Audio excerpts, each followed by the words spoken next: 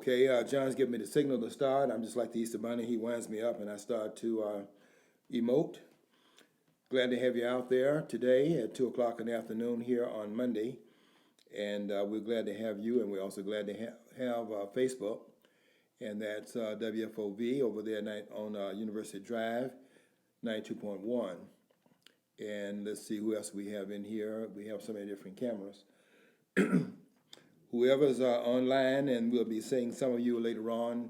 Hopefully you'll be tuning the program in on YouTube, and we'll post on Facebook once we get back to being able to do that. I've been banned. John, I was silenced for 24 hours on Facebook. Well, that's like you're doing what you're supposed to do. Then you're pissing off the powers that be. I mean, I didn't even know it until somebody told me, "Hey, your post that you did 2 days ago, they taken it down," and that was the 3rd of this month. They took it down, and the one that I put up on the 4th, which was a third part of that, it was a 3-part series I did, and the third part of it went through, but the second part they did not like, and the claim is that I had violated some of the standards. They call it community standards, and you can say that you have community standards. There's no such thing as community standards. The standards in the community is the standards of individuals, and they don't all have the same standards on all the things in the community. So that's oxymoron. To say that you are violating the community standards is really violating the standards of the community in Silicon Valley, and they object. And what they object to, and I say this in my wait until I get back up there today. My banning is over by the time this program is over, and I already written my article for the day to put on Facebook. If they found that one that they banned objectionable, wait till you read the one I'm writing in terms of in the aftermath of them banning me, because they're not banning me because they're qualified to come behind me and say anything that is more truthful than what I'm writing. I don't do anything without having done some research on it.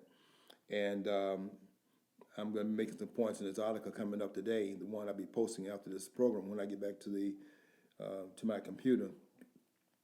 I've already written it. I wrote it this morning, but I couldn't post it. And they told me I had 5 more hours, and that was around 9 o'clock. So I would imagine when I get back, I will be able to put it up online.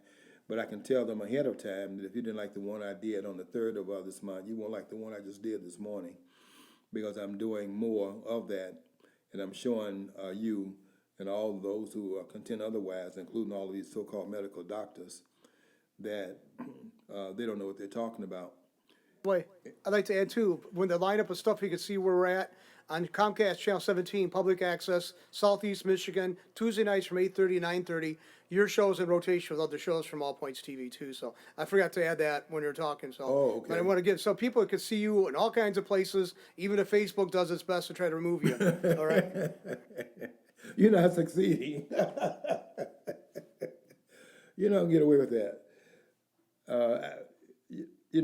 We're not going to be silenced. We're going to try to be respectful, and we're going to try to be as accurate as we can be. I'm probably not Rush Limbaugh's accuracy, 98.9, I think he claims.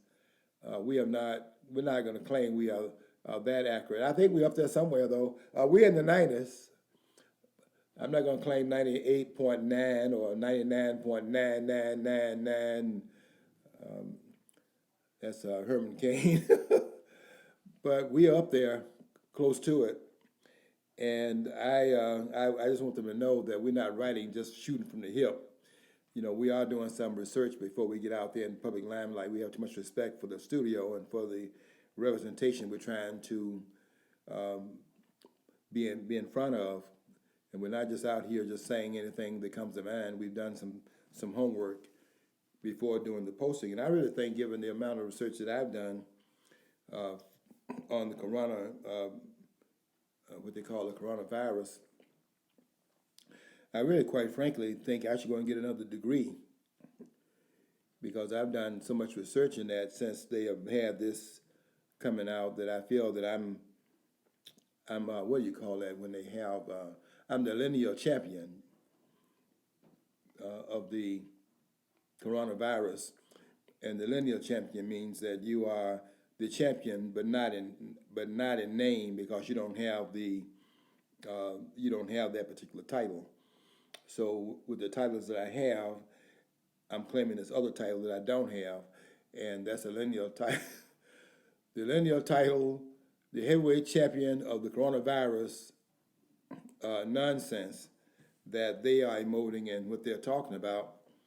And I want to make this point before I get started too about the president. I'm really worried, John. I'm really concerned about the president. When I heard the president had voluntarily checked himself into the Walter Reed Hospital, I was very concerned about that. And when the president came out of the White House masked, because they had told him that there were all these people in his surroundings, those that are close to him. They went to this particular thing that he was sponsoring, and they did this, and they didn't have the mask on, and look how many of them now have been, excuse me, infected. And it had an effect upon the president because the president wasn't wearing a mask.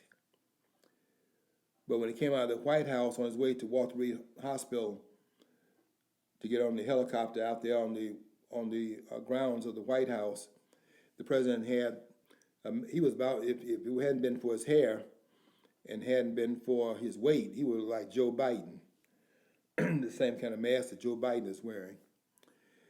And I was very concerned about the president going to Walter Reed Hospital or any hospital. And I think my concerns have been borne out by what I read about what has occurred in some of the treatments that they have, in fact, imported into the president's regimen. And this is very disturbing. I wrote down a couple of the regimens that they've given to the president since he's been there. There's one called Regeneron, Regeneron.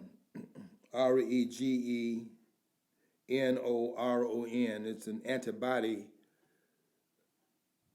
It's an antibiotic cocktail, and you concoct these things up, and then you inject them into the president's body, and that drug is unproven,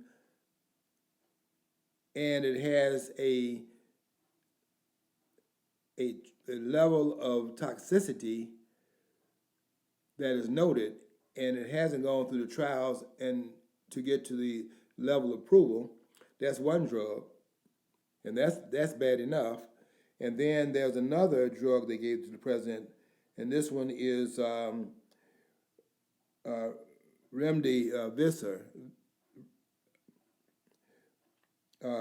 Remdesivir is the way it's pronounced.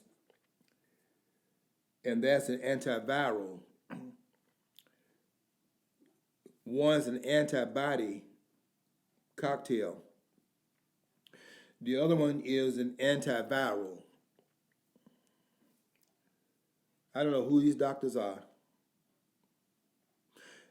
And I noticed that the entire medical profession has remained silent. You see, each of these drugs they put into the president's body this past weekend are untested. We know that the first drug that I mentioned, like all drugs, caused some unintended, well, I don't know if they're unintended.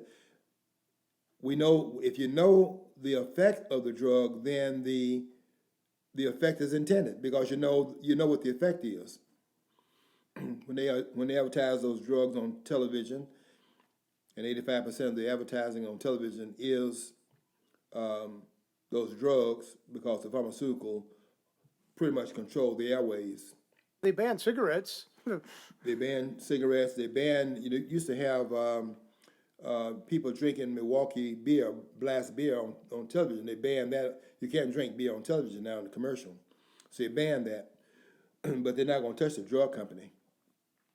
They're not going to ban, although they tell you how dangerous the drug is, because they spend most of the time when they advertise the drug telling you all of the effects that it has.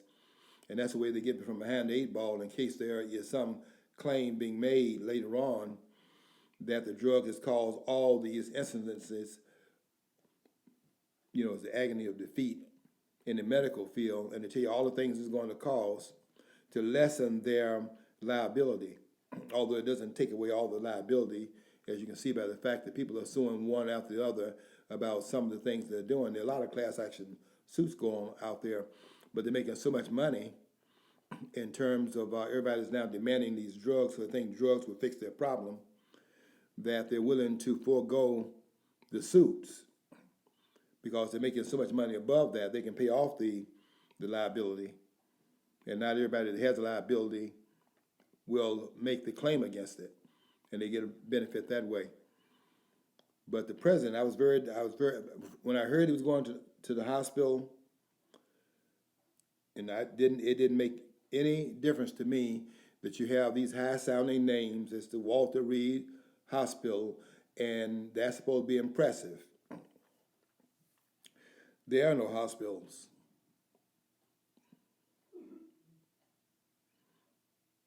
That's a building that has the beds in it.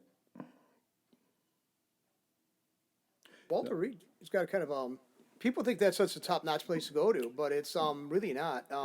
It's actually an outdated facility. They've been discussing. You got drug pushers in there wearing white coats. That's what that is. There are no hospitals in this country. The only hospitals on the planet are the hospitals in Japan. The rest of them are just places that got beds in them, a building with a lot of beds, and got drug pushers in them wearing white coats. And if they wore their pants sagging around their thighs, you would know what they're doing. But the white coats would throw you off because you think it's about the attire. Isn't that true? You see, the reason why Facebook, that's you, that's you. The reason why you banned me, and I'm quoting today what you said in your banning, is only a 24-hour ban, so it's like a tap on the wrist. Well, my wrists have been tapped. I'm back to get you tap the one wrist. I type with both hands. I'm coming back for some more of that tapping, because I'm going to say something about what is happening with these antibodies and these, you call it a cocktail. That's interesting. An antibody cocktail. What does that mean? It means that it's concoction. I'll tell you what it means. It means that it's concoction of poison.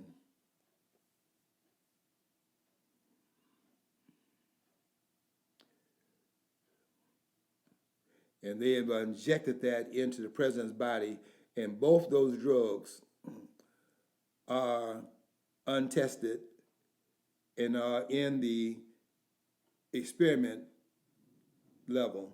In other words, if you're going to put a drug out there that's untested, then the person that you're putting it on should be one that has no other recourse. The person is so close to being imminently terminal that you try anything to save the person's life. But that's not what the president is.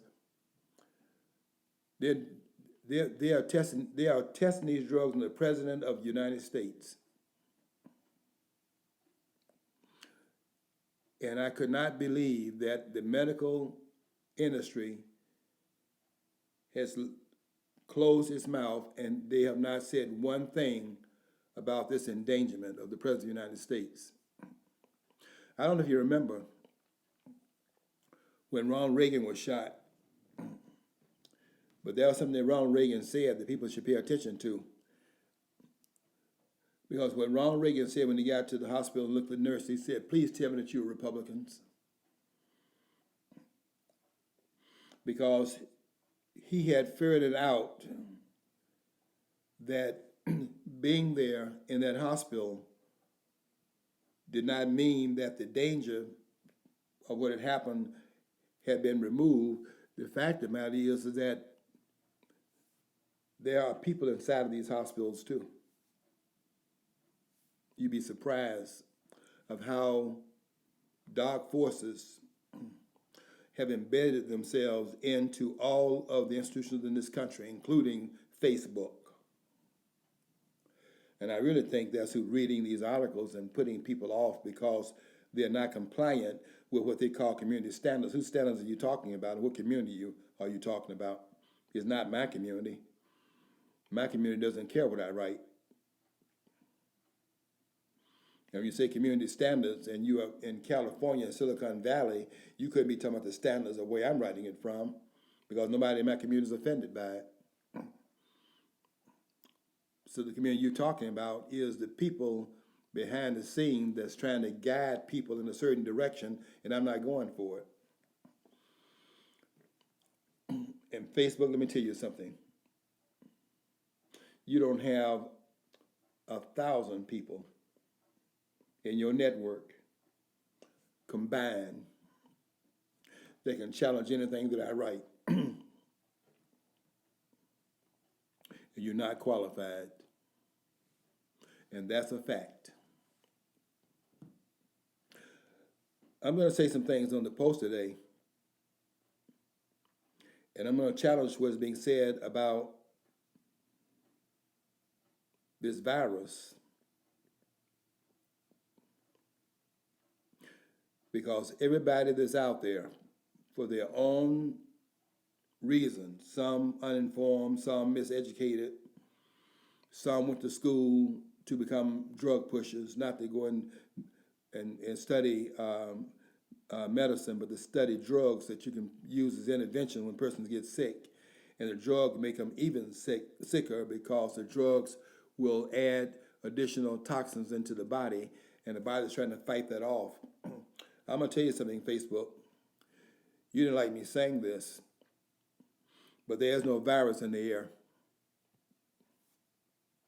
And if you understand what those particles are under a microscope, if you look at it under a microscope, in order to see what they call a virus under a microscope, you must have a electron microscope, which is a super, super powerful microscope because the particle is so infinitesimally small, so microscopic, infinitesimally so.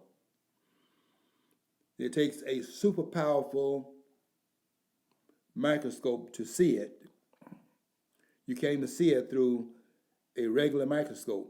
That's how small it is. And they're using that to terrify the planet, not just in one country, in all countries, because all of the planetary controllers are on board with this. And all of them are involved in a reset of the freedom on the planet. That's what this is about. These people are dangerous.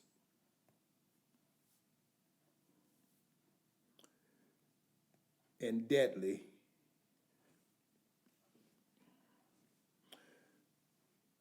Okay, I'm saying that today. And so I'm just telling you ahead of time, Facebook, I'm putting the ball back in your court, but you will not silence me, and you're not qualified. If you think you're qualified, don't hide behind the words you put on my post and silencing me from what I posted on the 3rd of this month, but put your information next to my information and then say why this point was wrong with the point you correct me with. That's a proof that's in the pudding. You said this, Moss, and here's the information that corrects it. But you're not going to do that, because what I stated was the truth. There are no viruses in the air. The virus is made by cells.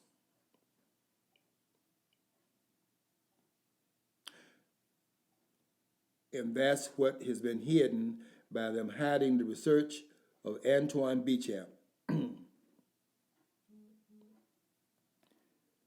See, Antoine Béchamp was the other scientist, the French scientist, along with Louis Pasteur, pasteurized milk and all of that. Pasteurized milk, homogenized milk. Boil, because they're trying to get rid of the germs. So the germ theory, that's Louis Pasteur.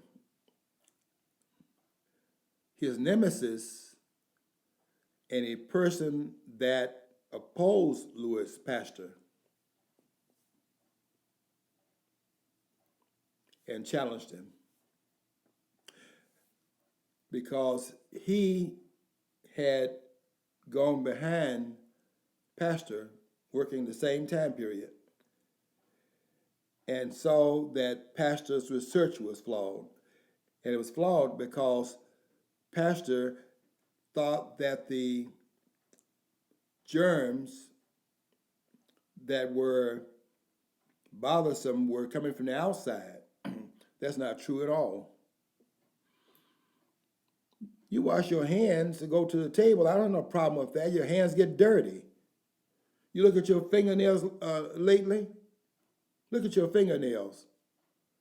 I took a shower right before I came here, and my fingernails are now clean down to the skin, underneath the nails. But that's not dirt from the environment. That's dirt from your body. Your body is made of dirt.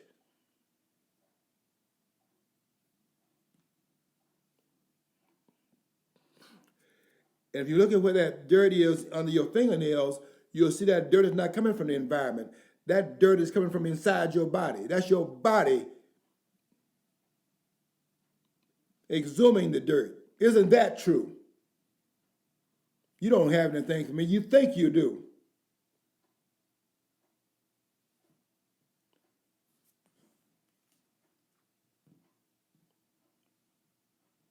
Nobody's saying this. I'm saying it.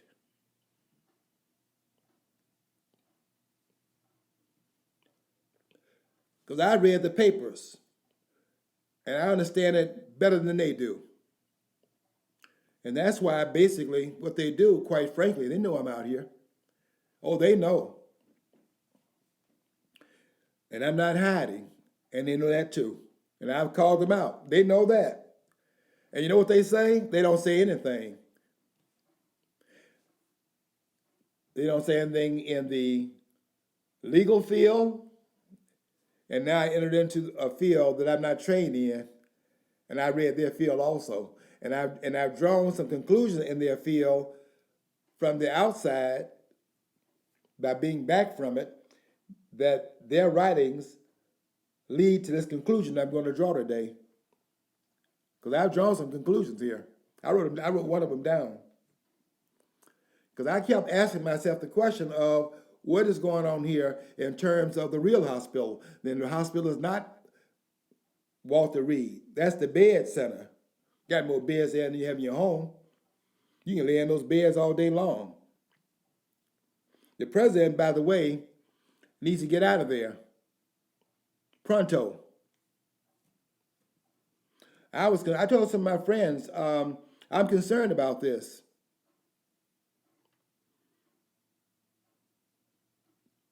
And then they gave the president 2 drugs that are untested, and both of those drugs in experiments have shown some danger marks, but all drugs are dangerous. And then put 2 drugs in experimental stage into cocktails and treat the patient, quote unquote, at the same time, that didn't go in with any illness that is in fact debilitating, and to give that cocktail to the President of the United States, that is simply amazing. They are experimenting on the most powerful office holder in the world. And the medical field, which should be outraged at this, has not said a mumbling word. Yeah, you come at me if you want to.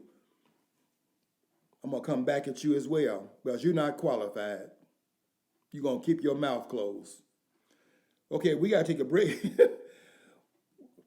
We got to take We a already break went here. into break, as I say, I tried to get you, I tried to No. chime in, and you're just going, I didn't want to interrupt you because you make your point, but I was like getting on, I was watching it, so. Yeah, then we go past the time period. Yeah, so it's like, we'll come back, when we come back, we'll make a big deal about Make it. sure but- I do. Make sure I do that. I was like saying, no, I pulled my microphone up, but you're just making a point. I said, oh, that'd be rude as hell, so. Yeah. All right. Okay. Well, I'm sorry. When they come back, the timekeepers here, they keep me on our schedule, and they will let me know when they come back, because it's not all bad news. I do have some good news too, but the bad, we say, you want the good news or the bad news?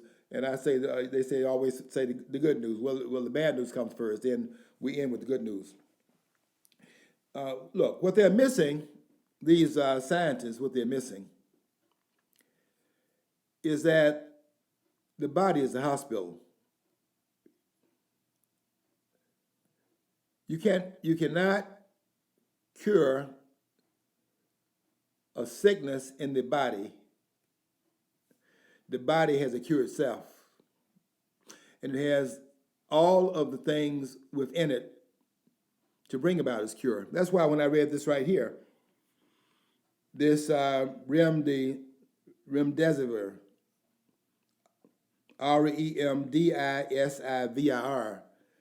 the remdesivir, which is a antiviral drug, and they're mixing these two dangerous drugs together. That's what really let me see what they're doing. They are experimenting on the President of the United States. That's a fact. These drugs have not even been approved, and they are injecting them into the President of the United States. And the medical industry should be outraged at this, and they have not said a word about it. No one has complained about it. I hope the president will leave Walter Reed Hospital today. They said that he would be out sometime today, is what I've heard. I hope that's true, because this idea of using an antiviral drug, a drug against the virus, that is amazing. A drug that's an antiviral drug. Folks, this is not science. This is mockery.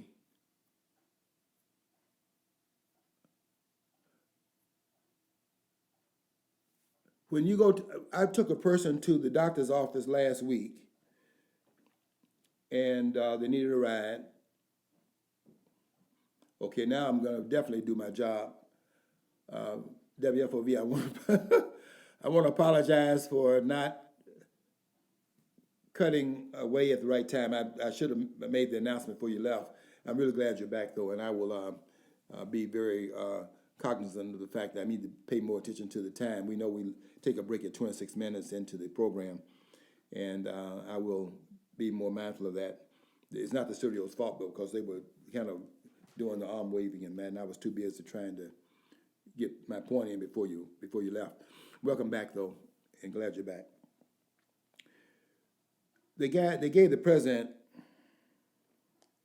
the drug called the remdesivir, REMDISIVIR. I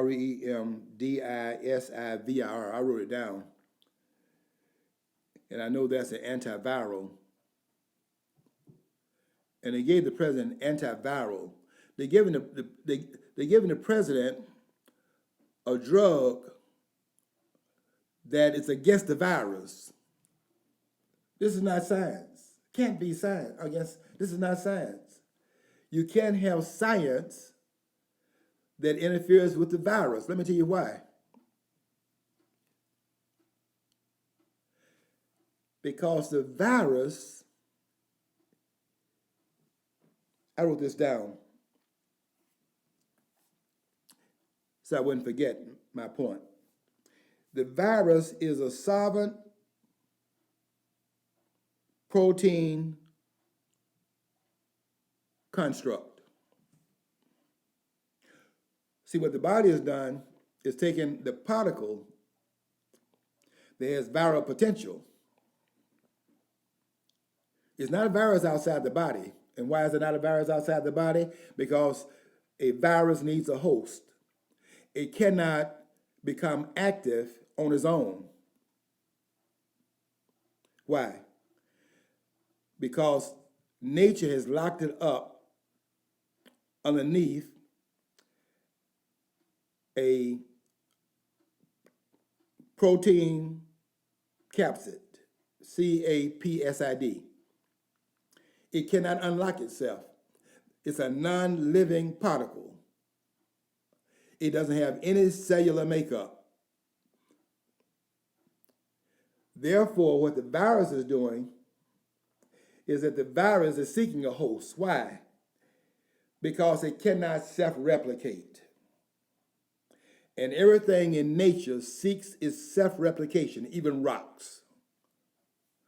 The replication of a rock replicates itself if you break it. Isn't that true? Self-replication is there because nature birthed this into existence. Go look at your mom, not your mom, your wife. But understand your mom when she birthed you into the world and see how painful that is. And then to birth everything into existence, you can imagine how, boom, that's what it was. Pow! That's the way it sounded. And then after it made that sound, it became quiet, didn't it? Because the moon, the earth, and everything out there moves at a rate of speed that would, in fact, throw you off the earth if it was not synchronized. And after making that sound and bringing that into existence through that painful experience, it then got quiet. And that's why all of those things out there that are moving at high rates of speed make no noise now.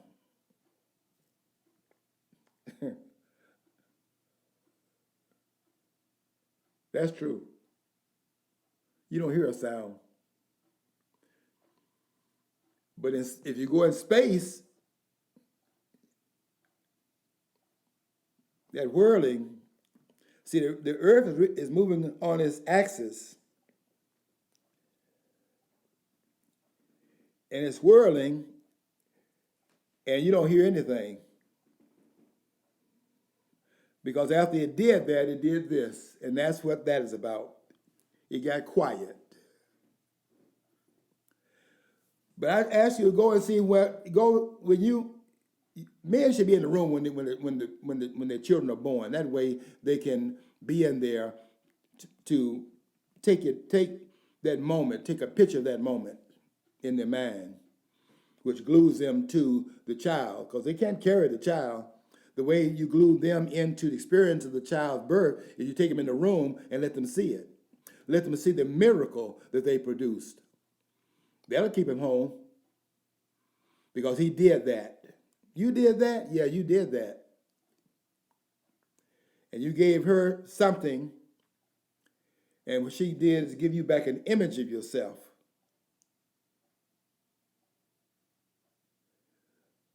And that's a painful experience. I'll tell you another thing, now that I'm thinking about it. You know, if everything was pleasurable, it'd be too many people. So the act of creating the child is a pleasurable act, but the birth of the child into the world is painful. One is pleasurable, one is painful, and both of them are about what? Birth control in nature. You probably notice it also, that while there's one child suckling at the mother's breast, they don't do that too much anymore because they're too modernized now. But while the baby is in fact suckling, the woman can't get pregnant.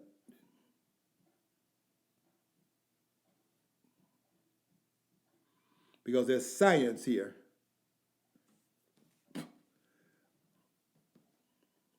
And that's why the children are 1 year apart, 2 year apart. You see, nature has a clock that's using. So I'm just letting you see that they think they have the science because they went to school. They don't have the science. That's not the science. Not what they're talking about.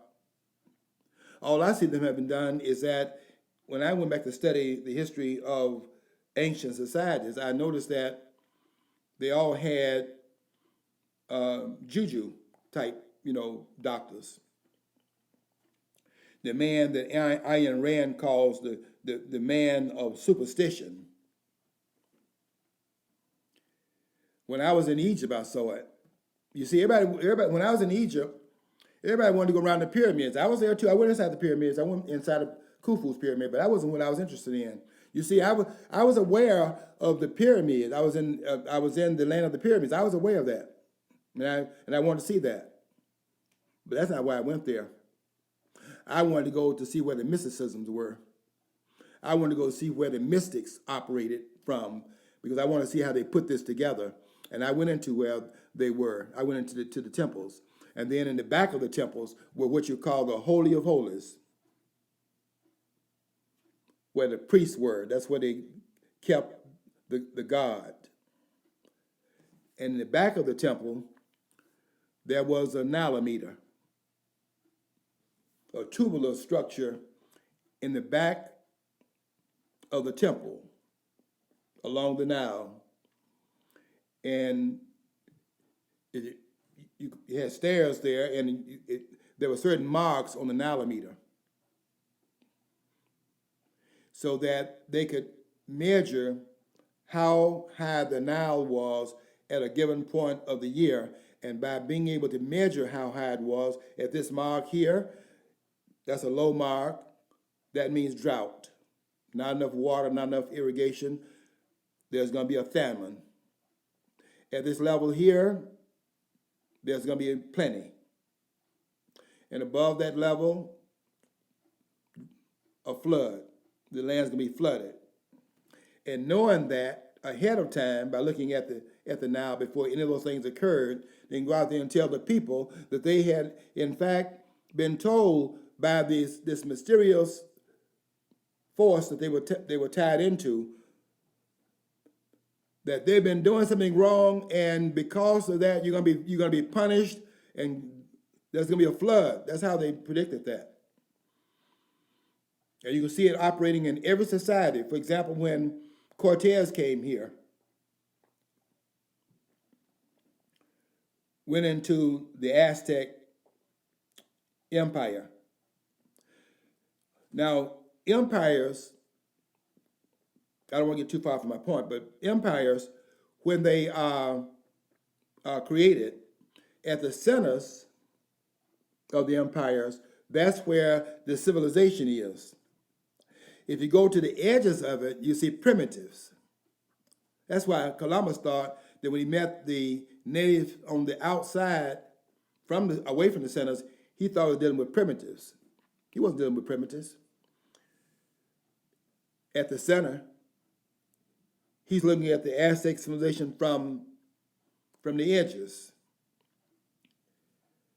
When Cortez went into the Aztec Empire and didn't have the same myths that they had this tubular thing they were speaking in that spoke in a very deep voice, very commanding voice, so and so, so and so, that kind of sound. Well, not believing in it because he'd not been raised up in that particular superstition, he knew that in that place where the priest class was, he knew that there was somebody in there. And so what they did is go inside, look, tracing that voice, trying to find out who that person was. And when they got back there, they grabbed him. And the person said to him, don't expose us because that's how we keep the people cowed down. They didn't say it in those words. It meant that's how we control the people. And that's what I found when I was in Egypt. Everybody was going to see the pyramids. I went to see the pyramids too. I saw the sarcophagus of the pharaoh in the Great Pyramid called Khufu, whom the Greeks called Cheops.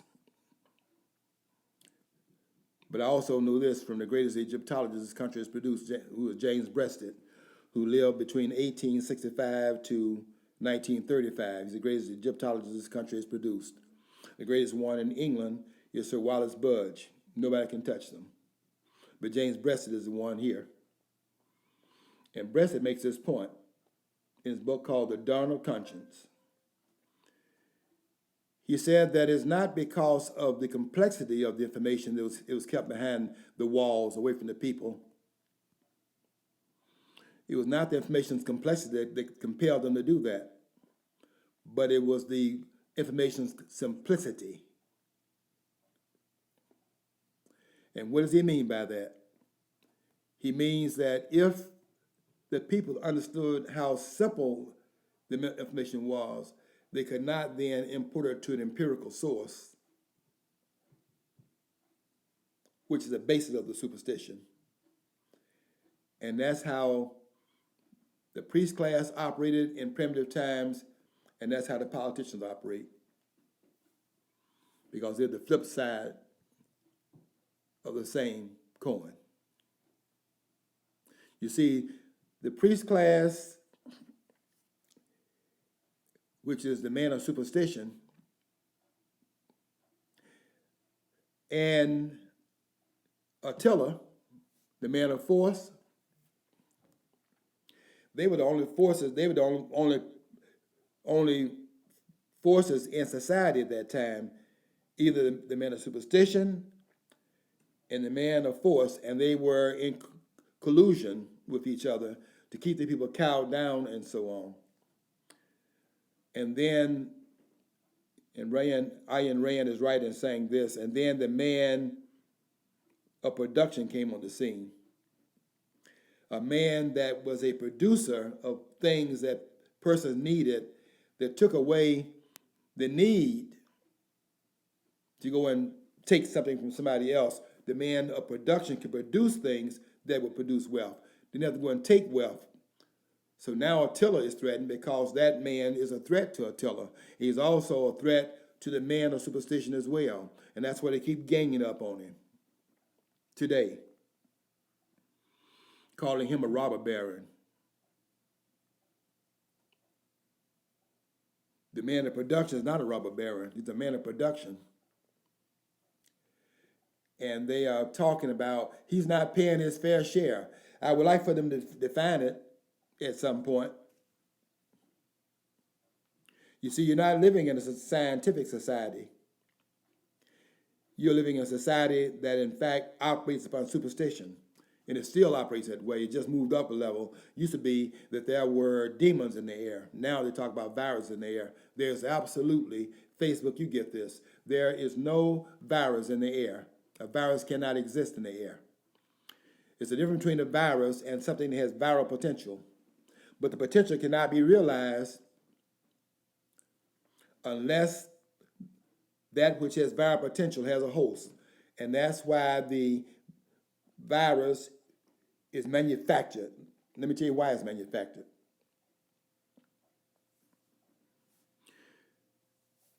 The virus is seeking a cleansing for two reasons. One is that the body is composed of dirt, and so the body is always dirty. Your fingernails, I wash my fingernails, when you're taking a shower, that soap gets in there and it washes that out at that root. But have you ever asked yourself the question, why is that dirt always at the level where the skin is? It's never at the end of the nail. The reason why that's true is because it doesn't come from the environment. It comes from your body, and your body is pushing it out as a part of the product of itself that it does no longer need. It's shedding some of its dirt, getting rid of some of its dirt. You need to get rid of some of yours. You need to get rid of some of your dirt and stop being so dirty. The politicians in particular. So what is happening here? There are microbes in the body, and the body is developing a cocktail, its own cocktail, to cleanse the body. But there are some toxins in the body becomes so toxic, that's why they say today that there are some people that had corona and didn't know it. Well, let me tell you something. All people have corona. They talk about they're testing for corona, and they found out that they have corona. You have all the viruses. There are about 320,000 viruses that we walk around with all the time. Quote unquote, the particles. Your body is made up of viruses. That's how the body is composed. It's composed of viruses. So what then is the body doing? Those viruses that are manufactured by the cells are there as detergent agents. They are, and I wrote it down, solvent protein constructs. They are detergents cleansing the body. And then when I see them talking about they're using antiviral drugs, this is madness. You want the virus to do that. When they, in fact, shoot that gun, when I took that person to the doctor last week, when they asked me if I want to come back there, I didn't want to go back there. But when she went back there, they did that. They put that medical gun, that little thing they shoot at your forehead. What they're doing is seeing how high your temperature is. If your temperature is more than 96, John told me 96, 97, people say 98.6, I think they say is normative. Well, somewhere in that range. Well, they say the human temperature has dropped because of antibiotics. Because before they based it up on a body that had presence that was fighting infections, possibly even low-grade ones. Well, the advent of and wide prescription and prescribing of antibiotics seems to have an impact on lowering the body temperature overall. So it's being like some people still have it 98.6 or whatever, but it has diminished about a point or two in the past 40 years, I guess. Okay, so that's very important to understand that. So so what John is saying is that if it's in that range, then the body is not, in fact, at that point dealing with a viral influence. But when you feel the person's forehead, which is the same thing as a gun doing, the gun, they don't put the hand on your forehead because they think they can catch something. So they now got they shoot that gun at your forehead and it then measures how much heat That's what it's doing. It's measuring the heat. But the heat is a good thing because the body is heating up because it's fighting the toxins in the body. And that heat is indication is that the virus produced by the cell is doing its job. And if it cannot do it through the microbes already in the body, then it then takes that particle from the air and use that to manufacture a stronger concoction, a stronger cocktail. The body produces it. And people say then, well, they had polio, and that was produced by a virus. Yes, it was. But let me tell you why. It's because when you have metal in your body, that metal gets deep inside of your bones, in your spinal column. And that virus concoction that has been produced by the body trying to cleanse itself goes into those bones. And that's where polio comes in.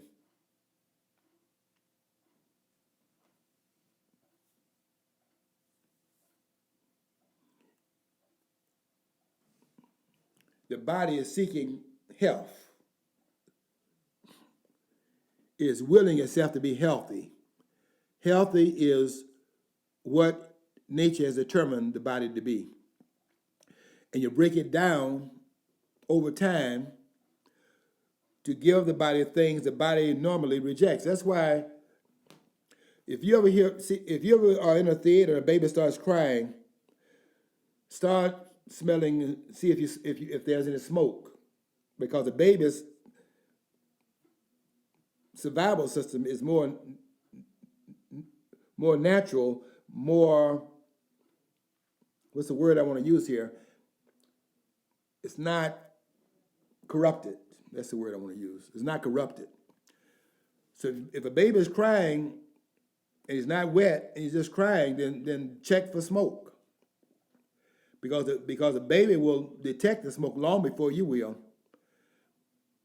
because of the corruption that is taking place. And if you notice what they're saying is that the children that are young, they don't have to worry about the coronavirus. You know why? There's nothing for the virus to correct. But the older persons, you got so much junk, cookies, candy, coffee. I like cream in my coffee. I like a lot of sugar in my coffee. And you're getting out of whack and so on and so forth. So the virus is doing a lot more work at the stage. And when the president's 74 years old, yeah, there's some viral, activities going on there.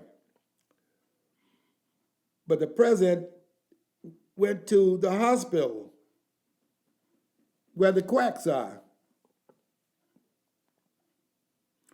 Rather than, Mr. President, you got to stay off those hamburgers and stay off that pop and stuff that's creating toxicity.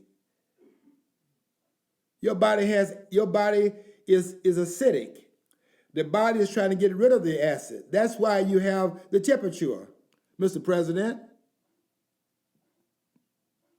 We need a president that is fit. Joe Biden is not fit to be president. That's your job.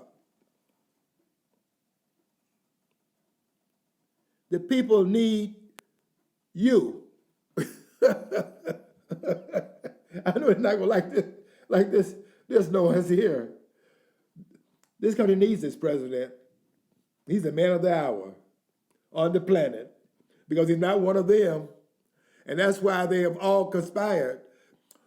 One of Obama's former staff members said that I don't like to say this because my religion and all of that. And she said, but I hope he dies. She's been hoping that for a long time, but it said, just didn't say it. Now it's opportunity because they think he's down. He will be down if he doesn't get away from those doctors, those persons that they say are doctors, because they're not treating they're not treating this problem. The problem is the acid in the president's body. The body needs to get to a more acidic level. Check it out, Mr. President. There's an acid. You got too much acid in your body. There's only one disease. I keep saying this over and over again. No doctor's going to say anything behind it. You see, there's only one disease on the planet. Dr. Eckert found this out a long time ago, and it's been validated by others. The only disease on the planet is mucus. And there is no cross-species flu. Forget that stuff about the wet market. Look here. The Wuhan, here's another one. The Wuhan virus. Forget that. That's nonsense. Taught by quacks. You had to have some explanation to explain why we didn't see it and all of a sudden we're seeing it. It's not a Wuhan virus. How did they get over here if it's a Wuhan virus? This virus, this is a Flint virus. In other cities, it's a virus that is there. The virus is wherever you are. It's manufactured by you. Your body's trying to will itself to be well, and when it does not have the ingredients to do it, it takes the particles and manufacture a higher level concoction because the toxicity is greater, and that's what it's doing. It's trying to move back to where it was when you started out this journey, and that was a state of health. It's trying to move back to that state. And they got these persons talking about an antibody cocktail. Give me a break. Okay, I got to get out of here. Okay, folks, take that for what it's worth, but I'm right and they're wrong. And they're not going to say anything, watch and see, except ban me. Okay, I got to get out of here. Until next week, I want you to follow your dream. If you don't follow your dream, you'll never know what's on the other side of the rainbow.